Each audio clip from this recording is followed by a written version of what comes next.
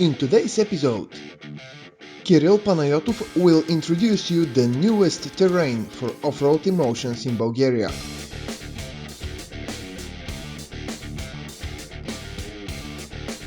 Hugo Vogelsang will tell us a story about a truck, a tank and a lot of fun in the mud.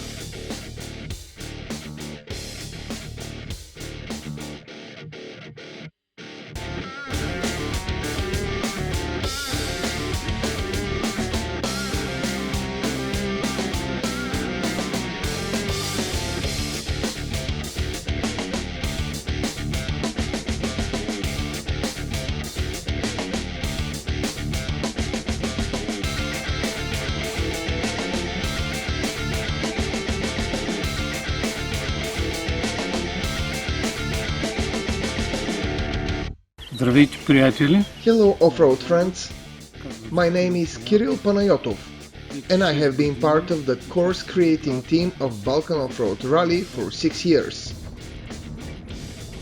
Добре дошли в Странджа. Welcome to Stranja. This will be a new part of the course for the 2017 edition. Just behind me you will see a Thracian sanctuary. I hope you will have a look at it when you are racing here. You will see incredible new tracks.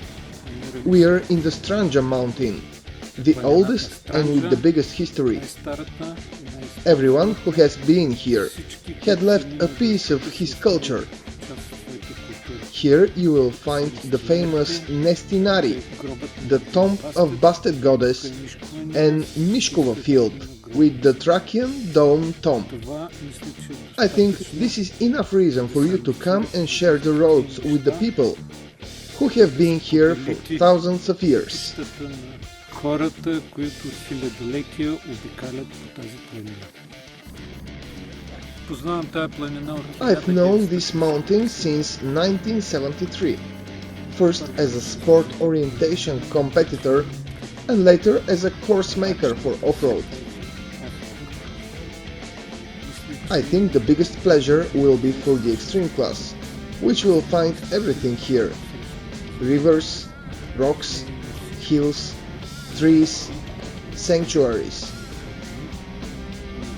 Everything that God could want, you can find it in this little piece of Bulgaria.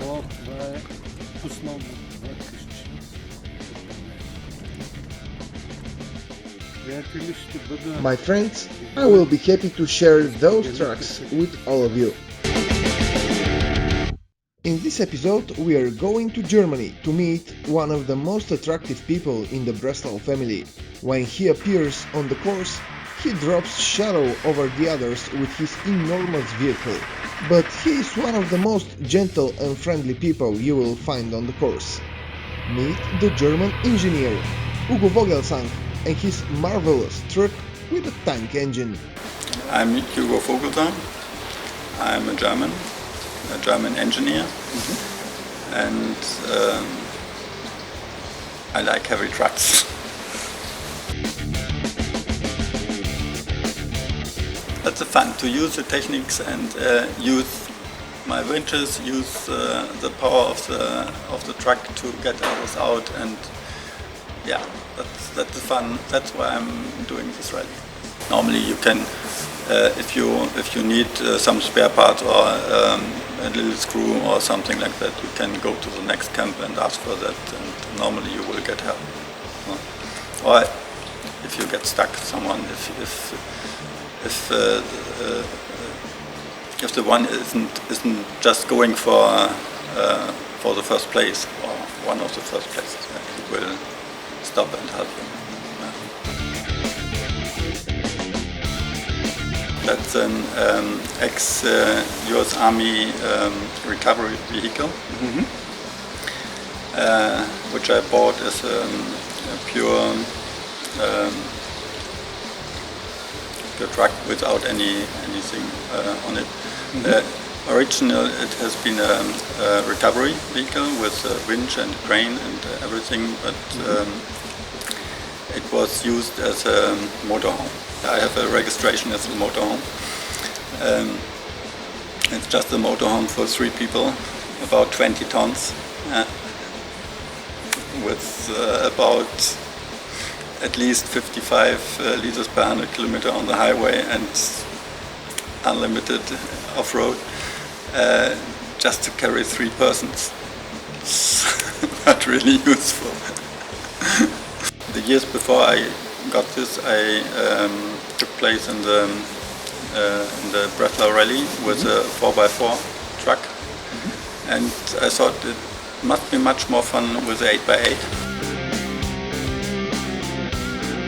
I started this whole project because I wanted to get out the motor in the front, because it was loud and noisy and everything, and every weight was on the front axles and no weight on the rear axles, which makes performance off-road very poor. So I wanted to put the engine to the rear end, and when I wanted to do this, I said, okay, then I can get another motor with more power. So I looked in the net and I found a tank engine with 600 horsepower, 440 kilowatts. Because the torque of the motor is too big for the gearbox, I had to reduce the torque, and just by changing the revolution. So I reduced the torque by speeding up the revolutions, and now I can this increased my top speed up to 120 kilometers per hour, and reduces the motor revolutions for highway use and everything. In the beginning I had about 2,400 RPMs at 90 kilometers per hour.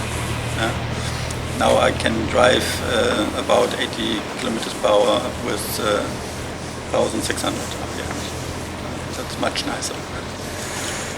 All the other trucks put their main issue on weight.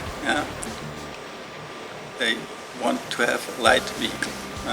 Unimogs or even other MAN cuts, they want to have a light vehicle.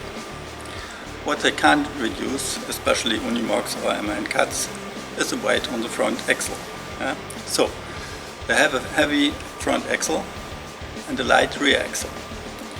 And when it comes to the bumpy roads, they jump, and I drive behind them just waiting, because I could go about 20 kilometers faster. But I'm not the aggressive one with beeping the horn all the way, and so I don't do it. In water, normally when there are no cameras waiting for me and I know they are waiting for the big flash, I stop, I get all my differential locks, take the second gear and drive. I start water always slowly, and if I see it's going and I can accelerate, I accelerate. So you can see a lot of people who drive in with a lot of speed into water, but the density of water is 1,000 times the density of air.